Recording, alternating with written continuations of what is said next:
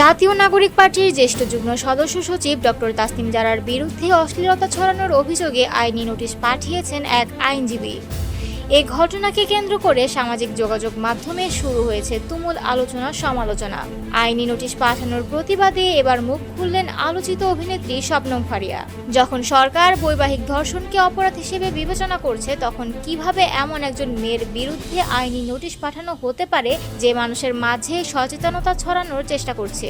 ফারিয়া আরও লিখেছেন, ডক্টর তাসনিম জারা আন্তর্জাতিক সুযোগ সুবিধা ছেড়ে দেশের জন্য কাজ করছেন, ভবিষ্যৎ প্রজন্মকে শিক্ষিত ও সচেতন করে তুলতে চেষ্টা করছেন।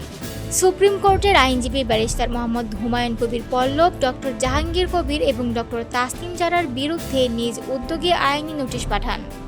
তার অভিযোগ, তারা সামাজিক মাধ্যমে বিভিন্ন পরামর্শের আড়ালে যৌন উত্তেজক ওষুধের প্রচার চালাচ্ছেন, যা সমাজে অশ্লীলতা ছড়াচ্ছে এবং পারিবারিক মূল্যবোধকে ক্ষতিগ্রস্ত করছে।